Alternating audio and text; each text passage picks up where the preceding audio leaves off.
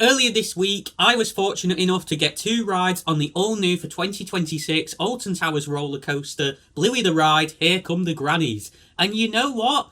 It kind of exceeded my expectations. Hello everyone, my name is Ben and welcome to ThrillNet. And here I am, it's finally here, my review of the all-new Bluey roller coaster that has come to Alton Towers for 2026. This is obviously a Zierer Force roller coaster. It's the world's first ride to open dedicated to Bluey. It's the first roller coaster to open in CBeebies Land since it opened in 2015, the largest scale ride in the area, and the second ride to open at Alton Towers in a 5-year period to have references to grannies. I tell you what, some people working at that park have some very weird obsessions. But jokes aside, this ride sees the wonderful world of the Bluey TV show, which was first debuted in 2018 in Australia before making its way over to the UK, brought to life in the form of a pretty good junior roller coaster, I have to say.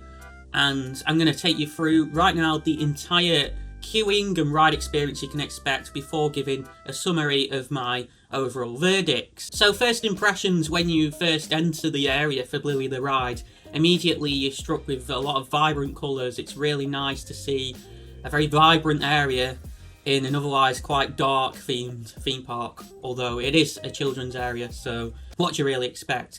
But you're immediately greeted with what I assume is the house from the Bluey TV show. I've never watched the TV show myself, but I assume this is Bluey's house. You've got the entrance over to your right next to it, and I tell you what, the house on the front looks really good. It's pretty flat on the back, but yeah, there's definitely a lot of care and attention gone into that.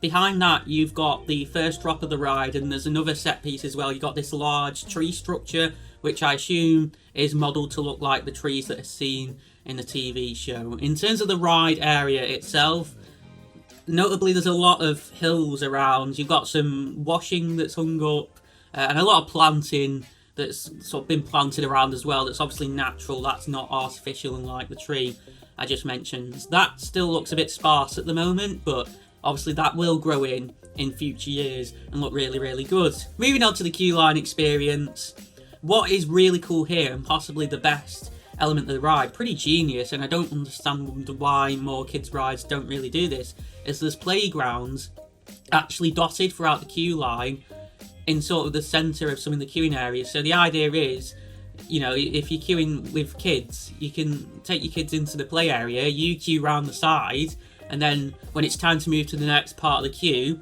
you can meet them at the other end, and then move on to the next play area. There's 2 or 3 play areas dotted throughout the queue line.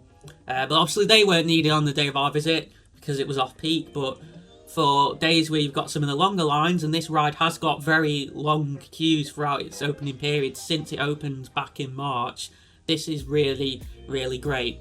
Then we get to the station area, and this unfortunately is definitely the most disappointing part of the experience. You can tell that the station's been very rushed, very half-arsed, and that the parks just ran out of money when they got to this. It's as if, you know, they designed the rest of the rides and everything, and then they got to the end and they were like, oh yeah, we need to design a station as well, and there was just no budget left. It's basically just a blue shed. You can see all sort of cables in the ceiling, because obviously they got lights hanging down. There's been no effort to hide the cabling for the lights whatsoever.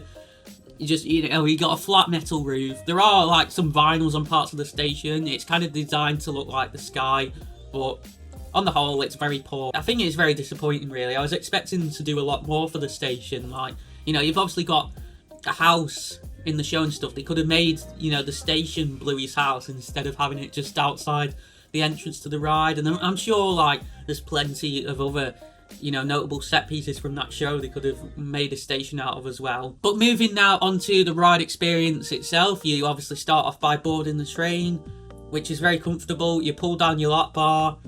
You have to wait a few minutes for the train to get dispatched because, I don't know what it is, but for whatever reason they were taking quite a while to get that train sent out, which isn't ideal when it only has one train. But once the train's eventually been checked and everything's all clear, you get dispatched, and there's this audio that plays with Bluey speaking in a very strange voice, and she essentially says, "Here come my grannies!" I'm so glad I could find a clip of that so you didn't have to listen to my dreadful impression of it. But then you make your way up what is a pretty respectfully tall lift hill for a kiddie coaster. It's a kicker wheel lift hill as well that is pretty quick.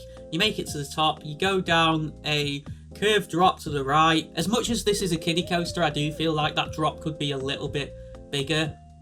But even so, you do pick up a nice bit of speed. You then go into a little hill, dive down to the right, round a couple more helixes and turns that pull some respectable forces really for, you know, the demographic it's targeted at. And then you hit the brake run and make your way back into the station for round 2. Now, round 2 on the ride, or lap 2 I should say, is an interesting one because, you know, you've had some audio playing as you're going around the ride. It does kind of have onboard audio, except it's speakers playing it around the ride area. The audio is not on the train itself, and it's basically just playing loads of voice quotes, which I assume are from the show, and a soundtrack as well. But when you get to lap 2, things get a lot more upbeat. Let me just roll the clip.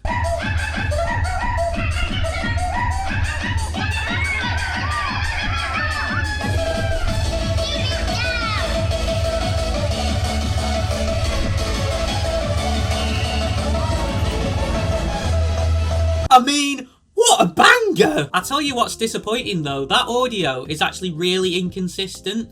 I must have filmed about 10 odd cycles of footage of this ride for this video, and the lap 2 audio didn't play once, yet it played both times when I was on board the ride, and it played a bunch of other times when I was in the area and I wasn't filming it. So that is why I've had to either borrow someone else's POV, or I know Josh, Theme Park Man, managed to catch that audio from off-ride, so I might have stolen his clip as well. But that audio, regardless, is incredible, and you can even hear it from the disabled car park.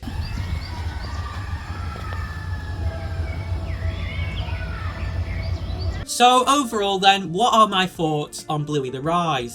Well, if you've watched the channel before or seen some of my social media posts, you'll know that I've been quite critical during the ride's construction. I've labelled it as quote-unquote the wrong investment.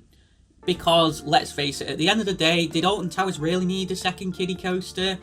There are so many more fish to fry in terms of that park. It has a lot of problems at the moment, as we all know. I don't need to go into them, but just to list off a few. The fact that they haven't had a thrill coaster for 13 years now. The fact that despite Toxicator being introduced to the park, which is a good permanent flat ride investment, I'll have a review of that coming up soon as well, because guess what? I finally plucked up the courage to ride it. There's still a huge lack of flat rides in many areas of the park to relieve some of the major coasters of the queues. The fact that a lot of the major coasters and rides at the park are facing a lot of reliability issues. These are all aspects that, in my opinion, are much more urgent than Alton Towers needing a second kiddie coaster. However, with that all being said, just because this ride is the wrong investment does not mean it is not a good investment. And in my opinion, it's just that. It's a brilliant addition to CBeebies Land. I think it's a great replacement for Postman Pat. Although it's unfortunate that we've had to lose a ride for it. Ideally, they would have done a CBeebies Land expansion and put the Bluey coaster there, because let's face it, Alton Towers have ample amounts of room. At the end of the day, this caters to a much broader audience. It's a great step up for kids from Octonauts, a great stepping stone between Octonauts and the Runaway Mine Train. The Runaway Mine Train being slightly more intense than this ride, and Octonauts being a little bit smaller. And it's not too tame, such that older individuals, such as even myself, can't get at least a tiny ounce of enjoyment out of it. And at the end of the day, a lot of older people do seem to enjoy the Bluey TV show for some reason, even people who don't have kids, which I just don't understand. Like, it's a kids TV show, like, grow the hell up, guys. But with that all being said, all I can really say is that if you haven't done so already, get yourselves down to Alton Towers to experience Bluey. If you have kids, I'm sure they will absolutely love it, regardless of if they watch Bluey or not. And yeah, it's a great way to get your kids into roller coasters, and in my opinion, probably one of the best junior coasters out there when you consider the full package, especially the audio. As someone who's visually impaired, audio is a big part of ride experiences for me, and I definitely can see that Alton Towers have really gone to town with the audio. But Bluey the Ride, Here Come the Grannies isn't the only new attraction opening a major UK theme park for 2026. Coming up, we've got Evictus at Blackpool Pleasure Beach. The VIP event for that is taking place within around about just over a week now. To find out all the information you need to be aware of surrounding that so you can be the first to experience Evictus, click the video on the right side of your screen. Click the icon on the left side of your screen to subscribe to the channel for more things theme park related in the UK and beyond. I'm Ben, you've been watching ThrillNet, and I'll catch you again soon.